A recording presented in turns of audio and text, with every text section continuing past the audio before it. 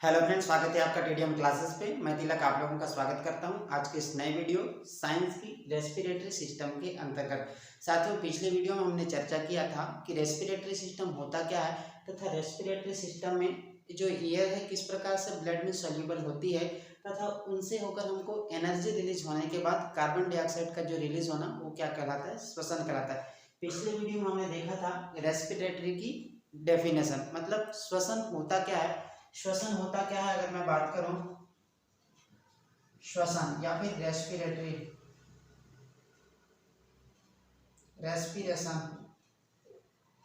Respiration की अगर मैं बात करूं तो एयर का ब्लड में सॉल्यूबल होना तथा उस एयर में से ऑक्सीजन का ब्लड में सॉल्यूबल होना तथा उनसे ग्लूकोज का टूटना और उस ग्लूकोज से एनर्जी रिलीज होने के पश्चात कार्बन डाइऑक्साइड का आउट होना, उसको क्या बोलते थे, रेस्पिरेशन कहते थे। तो हमने पिछले वीडियो में चर्चा किया था कि जो एयर होती है, एयर मतलब क्या होता है, मिक्सचर ऑफ गैसेस। हम इसमें ऑक्सीजन नहीं बोलेंगे क्योंकि हम सिर्फ और सिर्फ ऑक्सीजन को नहीं लेते हैं, पूरे के पूरे एयर को लेते हैं। और उस एयर का मतलब होता है मिक्सचर ऑफ गैसेस, मतलब उस एयर में बहुत सारे गैसों का समूह, जिसको हम लोग क्या बोलते हैं, एयर या फिर हवा बोलते हैं। अब इस एयर को लेते हैं, वो एयर फिर क्या होता है, ब्लड में क्या होता है, सॉल्यूबल होता है। उस एयर का ब्लड में सॉल्यूबल होना तथा सॉल्यूबल होने के बाद ग्लूकोज का टूटना तथा ग्लूकोज के टूटने के पश्चात क्या होता है, एनर्जी रिलीज होता है। उसके पश्चात कार्बन डाइऑक्साइड का आउट होना क्या कहलाता है, रेस्पिरेशन या फिर श्वसन कहलाता है। यहाँ तक हमने पिछली वीडियो में चर्चा कर चुका है। अगर आपने पिछला वीडियो नहीं देखा हुआ तो उसका लिंक डिस्क्रिप्शन पे है, आप उसे देख लीजिए ताकि आपको जो अगला वीडियो है, जो ये वीडियो है, वो आसानी से आप लोगों को अच्छी तरह से समझ में आए। तो आगे हम चर्चा करते हैं कि रेस्पिरेशन की प्रोसेस किन किन ऑर्गन से होकर संपन्न होते हैं, उसे ही हम आज की वीडियो में चर्चा करेंगे।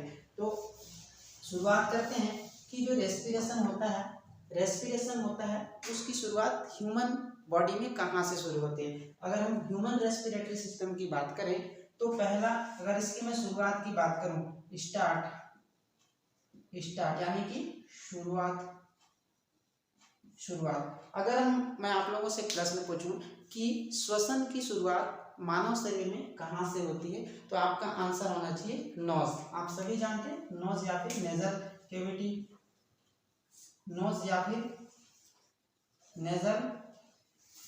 कैविटी, आप सभी जानते हैं। नोज का मतलब होता है, हिंदी में नाक बोलते हैं, इसको क्या बोलते हैं, नाक या फिर नाक हुआ।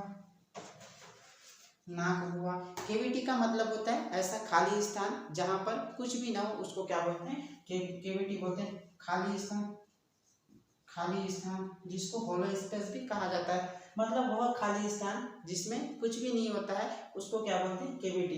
तो जो रेस्पिरेटरी है या फिर रेस्पिरेशन की शुरुआत मानव शरीर में कहाँ से होती है, अगर आपसे प्रश्न पूछे तो नाक या फिर नेजल केविटी से स्टार्ट होती है।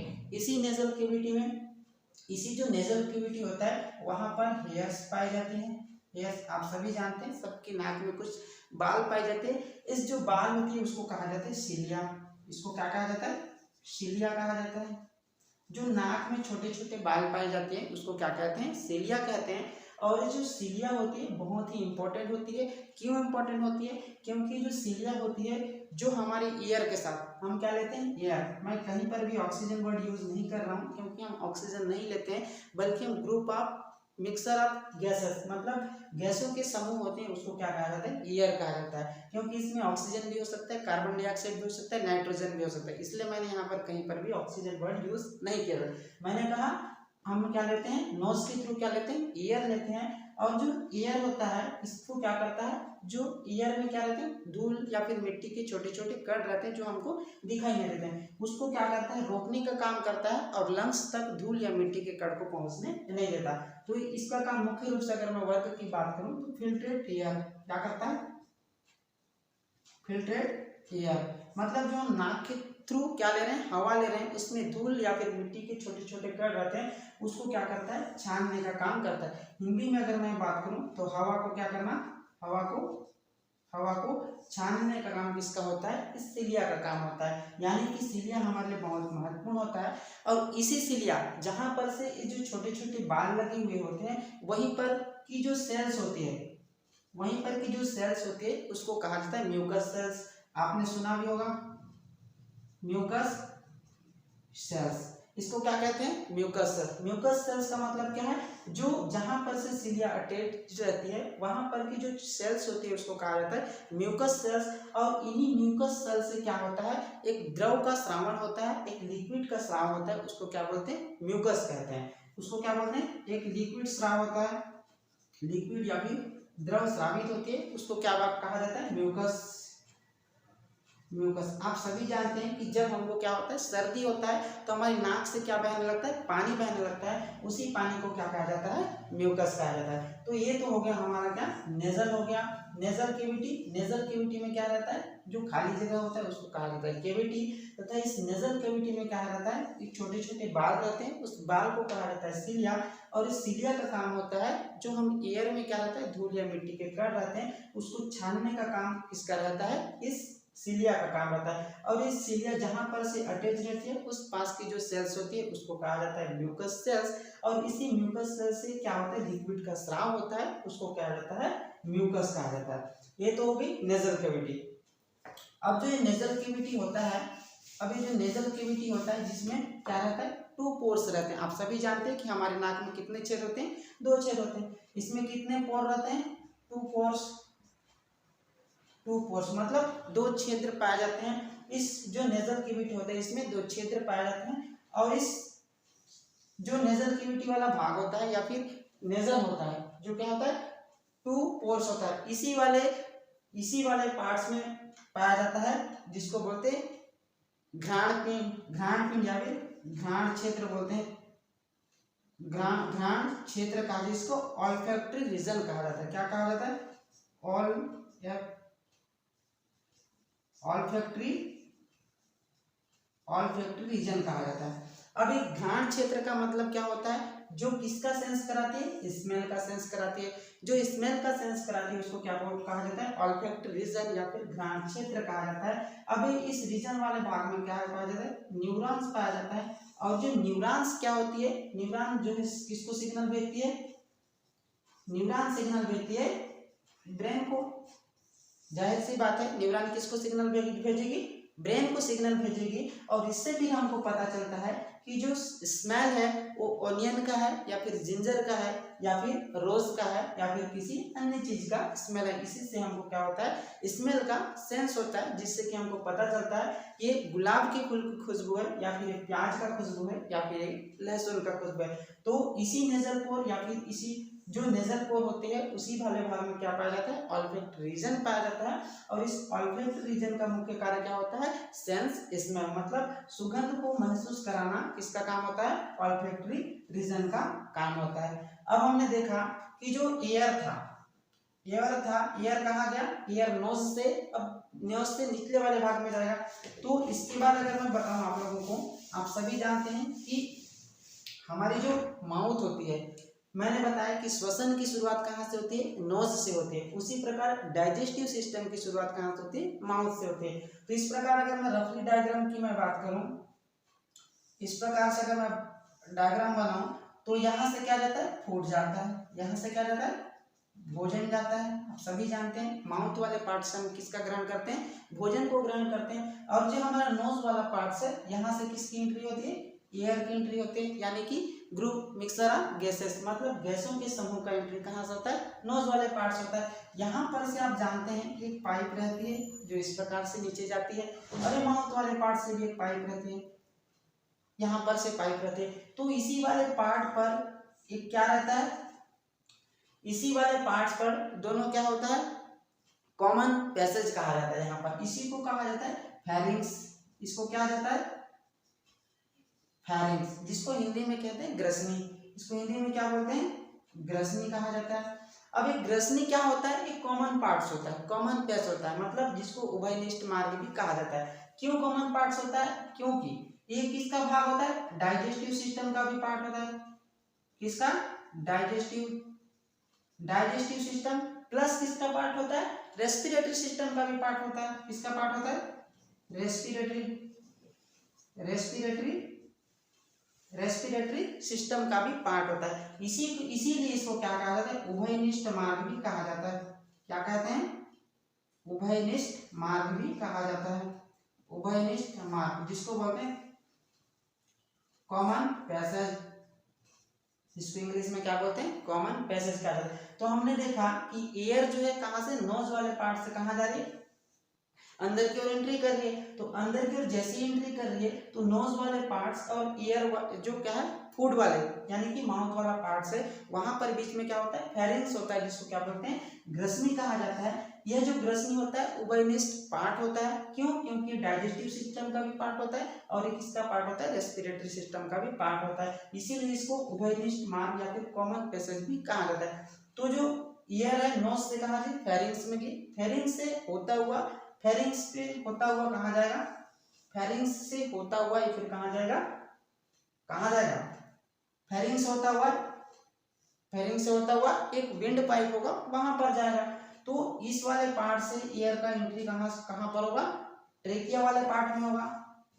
तो अगला हम पढ़ेंगे ट्रेकिया, अगला हम क्या पढ़ेंगे, ट्रेकिया। ट्रेकिया जिसको क्या बोलते हैं, विंड पाइप, नाम से स्पष्ट है, विंड का मतलब होता है हवा और पाइप का मतलब होता है एक नली, मतलब ऐसी नली जो कि हवा को क्या करती है, एक स्थान से दूसरे स्थान पर ले जाने या फिर एक आर्गन से दूसरे आर्गन पर ट्रांसफर करने का काम करती है, उसको ही क्या कहा जाता है, विंड पाइप या फिर ट्रेकिया, जिसको हिंदी में अगर मैं बात करूं तो हिंदी में क्या कहते हैं, वायु नली कहा जाता है। नाम से स्पष्ट है, वायु नली मतलब नली, ऐसा नली जिससे होगा क्या होता है, एयर जो है एक ऑर्गन से दूसरे ऑर्गन में प्रवेश करती है, उसी को क्या कहा जाता है, वायु नली कहा जाता है। ये जो वायु नली होती है इसका जो है, इसका क्या काम होता है, जो एयर होती है, अभी तक मैं क्या बोल रहा हूँ, एयर ही बोल रहा हूँ, कहीं पर भी ऑक्सीजन नहीं बोल रहा हूँ, और एयर बोल रहा हूँ, क्यों एयर बोल रहा हूँ, क्योंकि अभी तक हम गैस को ले रहे हैं, एयर को ले रहे हैं, क्योंकि ऑक्सीजन कहीं पर भी नहीं है। अगर डायरेक्ट कोई पेशेंट है वो वेंटिलेटर सेटेज है, उसको ऑक्सीजन चढ़ाया गया है, तो उस समय हम ऑक्सीजन वर्ड यूज कर सकते हैं, लेकिन अभी हम किसका यूज करेंगे, एयर का, क्योंकि हम गैसों के समूह को ले रहे हैं, क्योंकि हम स्पेशली ऑक्सीजन नहीं ले रहे हैं, इसमें बहुत सारे गैस हैं, कार्बन डाइऑक्साइड भी है। तो जो एयर है, एयर को कहाँ से ट्रांसफर करने का काम करती है, इस एयर को ट्रेकिया वाले पार्ट से कहाँ पर, लंग्स तक पहुंचाने का, लंग्स आप सभी जानते हैं फेफड़े, फेफड़ों तक पहुंचाने का काम किसका होता है, ट्रेकिया वाले पार्ट्स का होता है। अब आप सभी जानते हैं कि ट्रेकिया की लंग्स कितना होता है, दो लंग्स होता है, लंग्स कितना होता है, दो लंग्स होता है, एक राइट लंग्स और एक लेफ्ट लंग्स होता है। तो जो एयर होता है, इस एयर को ट्रेकिया, ट्रेकिया क्या काम करता है, जो फेरिंग्स वाला पार्ट है वहां पर से एयर को लंग्स तक पहुंचाने का काम कौन करता है, कौन करता है, ट्रेकिया करता है। तो अभी लंग्स है, आप सभी जानते हैं कि इस प्रकार से हमारा क्या रहता है, ट्रेकिया वाला पार्ट रहता है, और ये ट्रेकिया, अब दो लंग्स होते हैं, दो लंग्स होते हैं, जाहिर सी बात है। तो ट्रेकिया क्या करता है, इस प्रकार से डिवाइडेड होता है, ट्रेकिया इस प्रकार से डिवाइड होता है, और आप जानते हैं इस प्रकार से हमारा क्या रहता है, इस प्रकार से हमारा क्या रहता है, लंग्स रहता है। अब ये जो पार्ट्स होता है ये कहाँ से अटैच रहता है, फेरिंग्स वाले पार्ट से अटैच रहता है। अब यहाँ पर कुछ कार्टिलेज की बनी क्या पाई जाती है, ये जो पार्ट होता है इसमें पाया जाता है hyaline cartilage, hyaline cartilage, hyaline उपास्थि जिसको क्या कहा जाता है, हाइलिन उपास्थि। अब आप बोलेंगे कि ये जो कार्टिलेज होता है इसका क्या काम होता है, ये जो कार्टिलेज वाला पार्ट होता है जिसको हाइलिन कार्टिलेज कहा जाता है, इसका मुख्य काम होता है, अगर कभी कभार अगर ज्यादा प्रेशर से होता हुआ, ट्रेकिया से होता हुआ ज्यादा, मतलब एयर जो है बहुत ज्यादा प्रेशर से लंग्स में इंटर करेगा, तो उस समय क्या करता है, ये इसको क्या करना है, मजबूती प्रदान करने का काम करता है, ताकि ये जो वाला पार्ट है, ट्रेकिया वाला पार्ट है, और यह जो लंग्स है वो डैमेज ना हो, फटे मत, मतलब अत्यधिक प्रेशर से कभी एयर आता है तो उस समय इसको क्या करता है, मजबूती प्रदान करने का काम किसका होता है, हाइलिन उपास्थि, जिसको हाइलिन कार्टिलेज के नाम से जाना जाता है। ये क्या काम करता है, मजबूती प्रदान करने का काम करता है, किसको, जो ट्रेकिया वाला पार्ट होता है इसको मजबूती प्रदान करने का काम किसका रहता है, किसका रहता है, हाइलिन कार्टिलेज का रहता है, ताकि अत्यधिक प्रेशर में यदि एयर की एंट्री होती है तो उस समय भी इसका जो है डैमेज मत हो तथा जो हमारा लंग्स है अच्छी तरह से सुरक्षित रहे, ये इसका मुख्य काम होता है। तो आज हमने देखा रेस्पिरेटरी सिस्टम के अंतर्गत पहला हमने देखा नोज, इस प्रकार हमने देखा। इसका अगर मैं नोज देखा, नोज से जो है एयर कहाँ जाती है, फेरिंग्स में जाती है, फेरिंग्स में जाती है, फेरिंग्स से फिर क्या आ जाता है, ट्रेकिया में, कहाँ जाता है, ट्रेकिया, ट्रेकिया से होता हुआ लंग्स में जाता है। कहाँ कहाँ से, पहले नोज में आया, फिर वहां से फेरिंग्स में, फेरिंग्स से ट्रेकिया, ट्रेकिया से फिर लंग्स में जाता है। इस फेरिंग्स वाले पार्ट में ही क्या पाया जाता है, साउंड बॉक्स कहा जाता है, जिसको क्या बोला जाता है, वोकल कार्ड भी कहा जाता है, मतलब स्वर रज्जु। इसी वाले पार्ट में क्या रहता है, साउंड बॉक्स, जिसको साउंड वाले ध्वनि यंत्र के नाम से जाना जाता है, जहां पर से क्या होता है, स्वर निकलता है, उसी को बोलते हैं वोकल कार्ड कहा जाता है। और इस वोकल कार्ड कभी कभार क्या होता है, जो वॉइस होते हैं, वॉइस की आवाज भारी होने का एक कारण होता है कि जो ये वाला पार्ट्स होता है ये कार्टिलेज का बना रहता है और वो क्या होता है, बाहर निकला रहता है, जिसको कहा जाता है एडम्स एपल, एडम्स एप्पल्स। ये जो एप्पल लिख रहा हूँ ये खाने वाला शब्द नहीं है, ये जो कार्टिलेज का बना हुआ जो भाग है वो जो यहाँ पर क्या होता है, उभरा हुआ निकला रहता है, जिसके कारण जो वॉइस होती है उसकी आवाज क्या होती है, भारी होती है। तो इसी कारण उनकी आवाज थोड़ा क्या होता है, मोटापन या फिर गहरापन हो जाता है, कि किसका कारण, एडम्स एप्पल के उभरा हुआ होने के कारण। तो आज हमने देखा कि श्वसन तंत्र के अंतर्गत नोज, नोज के बाद फेरिंग्स, फेरिंग्स बाद ट्रेकिया, तथा ट्रेकिया से एयर कहाँ एंट्री किया है, लंग्स में। तो आज हमने लंग्स तक देखा है। अगली वीडियो में हम इस लंग्स के अंदर क्या क्या होता है इन सारी चीजों को समझने का प्रयास करेंगे। तो आज के वीडियो में इतना ही, मिलते हैं अगली क्लास में। Thank you.